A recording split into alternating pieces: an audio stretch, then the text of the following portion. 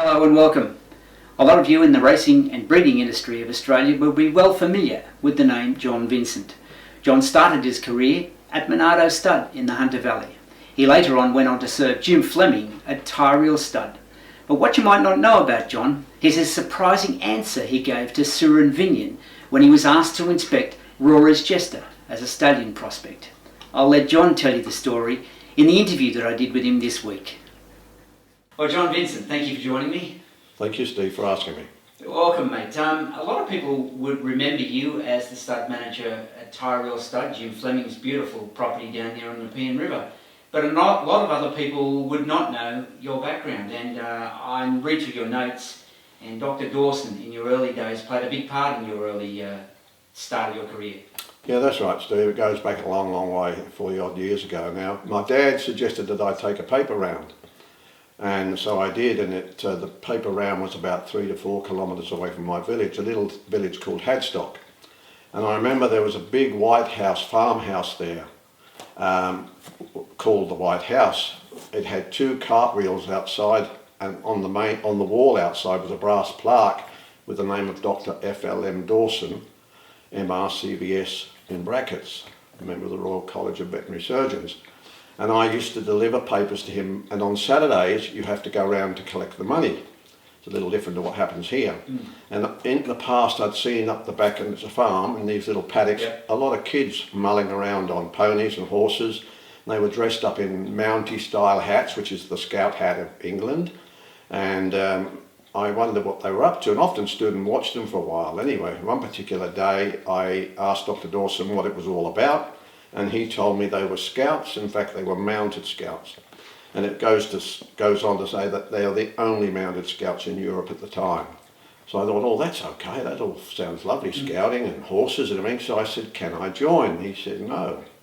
He said, you have to come and do some work, see what sort of a chap you are, and see if you fit in. And so I did for 6 weeks. I went up and down, backwards and forwards, weekends, doing gardening, mucking stables out, whatever he wanted me to do. And eventually I joined the Scouts, and we, as I said, were mounted scouts. We went away on camping trips, and we'd ride our horses perhaps 20-30 k's today. We would camp somewhere tonight, tie our horses up. His wife would bring the truck along with all the tents and everything in, and that's how it was. It was an amazing life, incredible for a kid of 11 or 12. I've never experienced this. I come from a very poor, hard-working background.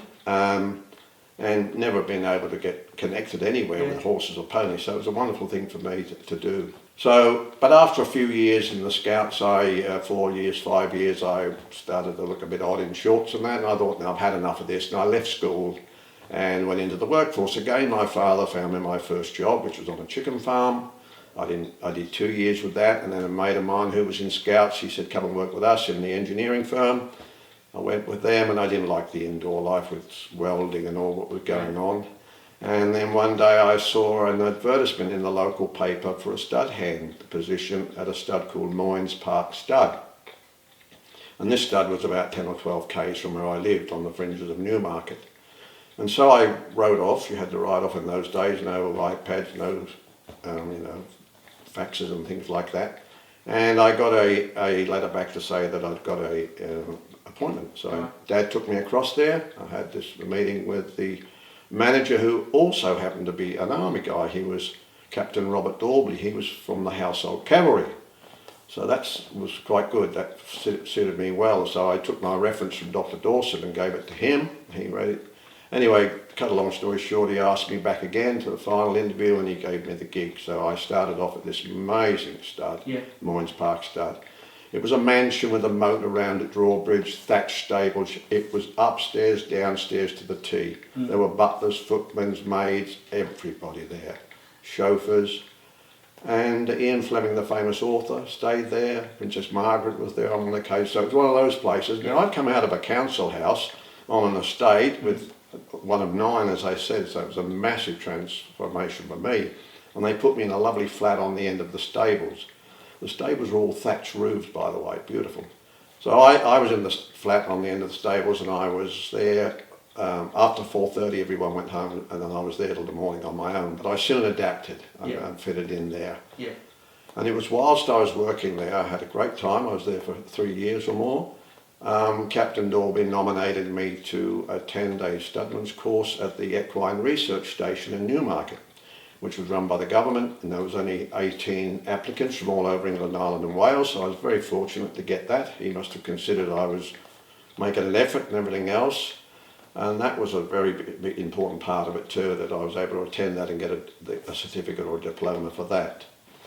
And but as time went by, it was a little isolated, that stud farm, Moynes Park. It was as nice as it was. I'd been to Newmarket a few times, got to see other places and the activity in Newmarket, the horses, the gallops, and I was getting, you know, the grass is always green on the other side of the fence, so I looked around and there was a position available at Sir Philip and Lady Oppenheimer's Hascombe stud in Cheveley, which is just on the fringe of Newmarket. Yeah. Now, Sir Philip and Lady Oppenheimer owned the De Beers gold and diamond mines in South Africa, a very, very wealthy company.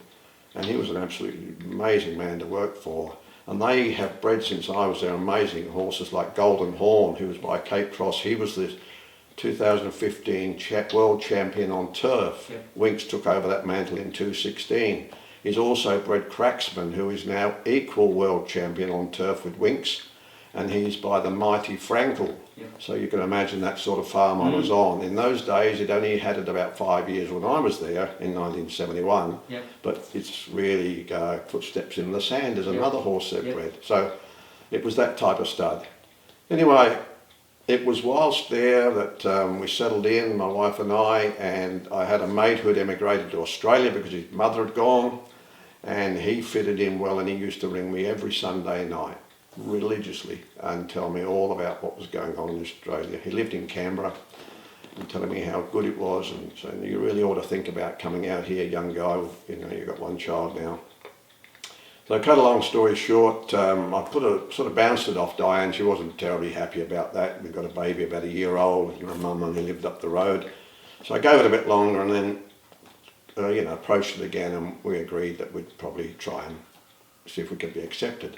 So we had put our application in, and we were accepted, and we were accepted as 10 pound poms. Yep. And I think that was just about the end of the run there then for the 10 pound poms. And so we packed up reluctantly, because as I said, it was a beautiful farm, a lovely home we had. The money wasn't terribly good compared to what I might be getting in Australia. But anyway, we packed up and we went over on the basis that he'd got a job for me. He had accommodation for me, he had to sponsor me and everything else, so that sounded okay until we arrived in Canberra.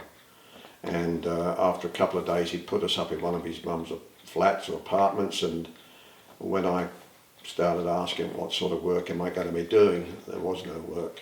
Yeah. He hadn't, he had changed jobs but hadn't had the heart to tell me, because I was right in the middle of moving. I'd sold all my stuff, I was on the way over. And I was very, very angry about that. My wife was terribly upset about it. We've got a little baby boy, 18 months old. So no job, no house. I was in his mother's apartment.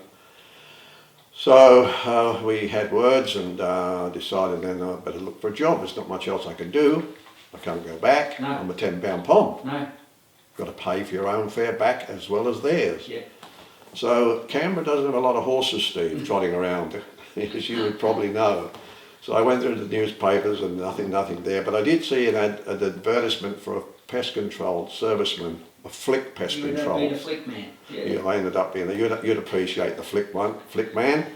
And so I thought, well, it said luncheon vouchers, company uniform and a vehicle. You couldn't knock it back. What else could I needed all those three things. So I went down to Monica, and I had no car or nothing, so on the transport and down to Monica, and I had an interview, and I was very lucky. I'd got a guy there who was interested in horses and racing, and he was a friend of Dick Francis in the early days, so we had a little bit in common. But there was a lot of applicants for the job. The girl at the desk said, I don't like your chances, there's 16 or 18 people. And I had no experience, Steve, on rats, termites or nothing other than what we'd seen. Yeah. Anyway, cut a long story short, I got another interview, and he said he wanted to start somebody off from scratch, right from the very bottom, train them right through, and he thought I might be the person. And so that was where I worked for 2 years, and I made good progress. I really knuckled down, and it was very good wages. Yeah. and we saved very hard. And but my wife was never happy. Things never went right. She lost her friends. Yep. We didn't know anybody there. So she was very keen after 2 years to go home, and on 2 years to the day we were on that plane back home to the UK.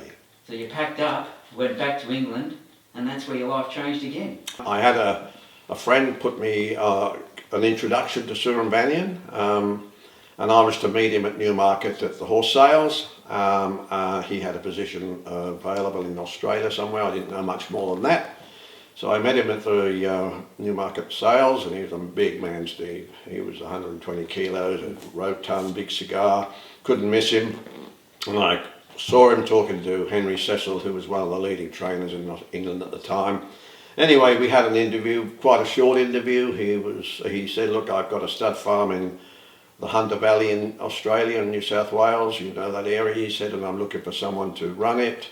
And if you're interested, would you please, when you get back home, go and see my brother-in-law, Joe Demlarkian, which I did. We hadn't got a job, so we went back, and Joe Demlarkian put us on a plane and flew us up to the Hunter Valley, and we went to have a look at this stud farm, and it was pretty ordinary, Steve.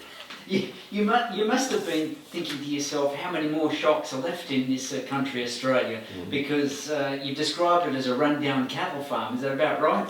Well, it was a rundown dairy farm and more. It was a 2,500 acre property, and that's the issue when you've got an owner living in one country and other people running it for you in another country. It was so dry. There was a drought on in '82 when I flew in there to have a look at it.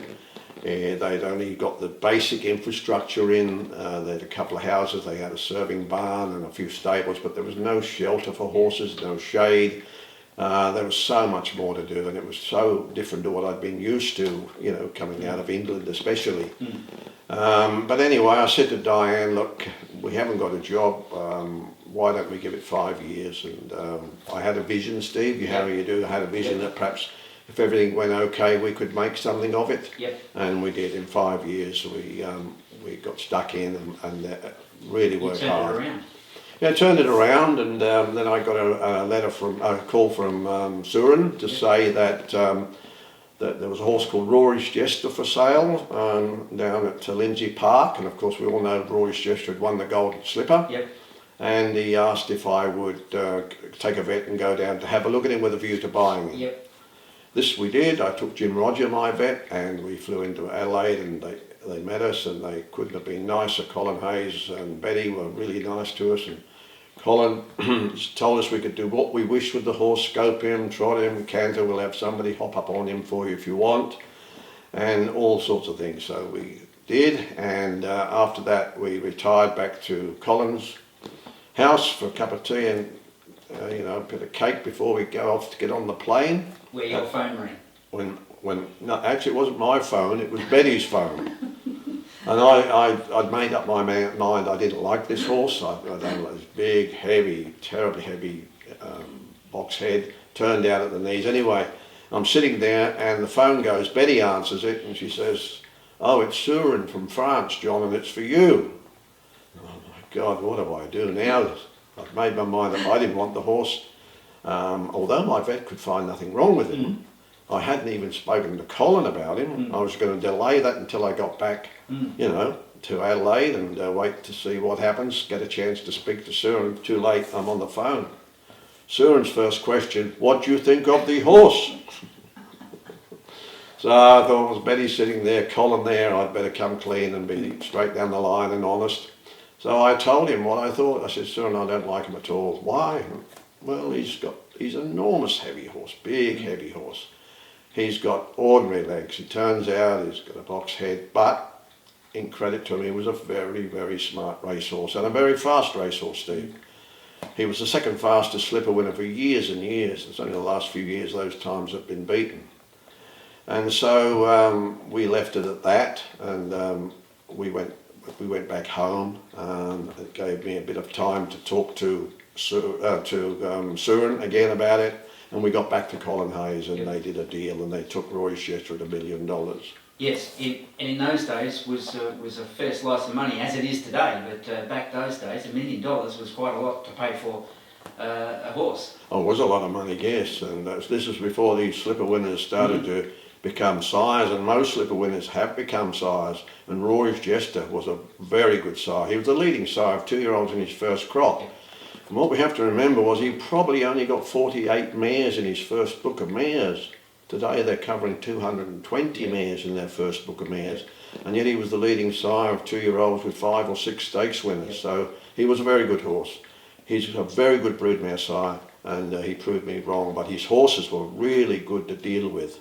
I always said that they would be race horses. They were much better than him in the legs, and always conformation. You had to put the right mare to him. You had to put a staying type, lighter frame mare to him, and you got a really nice product. And so we were really sailing well then with Surin. We were at the top of the tree. We had other stallions there. Surin had sent a lot of mares out to him, good type of mares. But unfortunately, after about 3 or 4 years, Surin got into financial difficulties. He owned the stud in Newmarket called Dalham Hall, which is now owned by Sheikh Mohammed. He also had a stud in America, and he had me in Australia. And what he was doing, he was taken from Peter to pay Paul, and eventually you run out of money, and we went into receivership because we were situated in Australia out the way. He couldn't really attend to all the problems, and we went into receivership. Anyway, the receivers put out a tender with Rory's Jester as the attraction with the farm, and Colin Hayes was the successful tenderer. So Colin won the tender and not only got the horse back, but ended up taking over the property as well. Yeah, that's correct, yep, and that's probably the best thing that ever happened to us in the Hunter Valley. Colin had not seen the farm. We dealt on the phone with it, but he was delighted when he did get across and see the farm, and he asked me to stay on to be his manager, which I did, and we just went forward. Everything was go forward, and after a year or so, Robert Sangster became involved, brought a lot of his mares on the farm, and we had Bluebird, we had Scenic, we had Turtle Island, we had Rory's Jester, and we was really going. And then after about 4 or 5 years, this shuttle stallion business was getting very competitive. We had Scenic, and we had also Bluebird, of course. And the competition, Steve, was horrendous. You had Whitton round the corner, you had Woodlands down the other way, you had Binary, you had Arrowfield, all those studs, and it was so competitive that Colin was struggling to keep up with it all. So he decided, or he thought he'd probably move everything down to Victoria where it wasn't as competitive, and take all the stallions and leave that as a broodmare farm. And which is what he mooted. Well, I wasn't interested in that. I didn't really want to go to Adelaide. He offered me a job. I didn't want to go to Victoria either. My family were here, my kids were in school here. So I wasn't terribly happy about that, but as luck would have it, one door closes, another one opens. Exactly, yeah. And we went to the Magic Millions sales of that year in the January, and whilst there I had a visit from Jim Fleming, who I knew because Jim had supported the stallions in the past, and he asked if he could have a meeting with me sometime, and we arranged to have a meeting the next day, which we did. And I thought Jim was wanting to talk to me about service fees to his mares, so I was quite prepared for that, and I was quite shocked when he asked me straight out, would you come and work for me? And I thought about it, and I thought, no, I don't think so. I felt loyal to Colin, I felt loyal to Robert. They'd done well, they had done a lot for me in the 9 years I was there. So I said, no, Jim, I'm pretty happy where I am. I think things are going fine. Well, of course, Jim Fleming knew more than I did. He was the chairman of the STC at the time. He was on all the boards, so he knew what was happening way before anybody else. Anyway, to cut a long story short, Colin did eventually take all the livestock to Victoria, and I decided then, well, I don't want to stay here. I'd better ring Jim Fleming. I thought the job would be gone. This was 6 or 7 weeks later, Steve. However, when I got through to Jim and told him who it was, he said, well, I've been waiting for you to ring me, John. When would you like to come and see me? And so we arranged to meet, and I met him at Tyreel Stud. And we all know what a beautiful place that is. And on the banks of the Hawkesbury there, and a private boutique stud with lovely facilities, a big homestead, paddocks and everything, great mares. And so I moved in there in 1997. Fantastic. Now, you did tell me recently about how many Group 1 winning mares you had at the property at one time. Yes, there was about 13 or 14 at one time out of his 30 mares.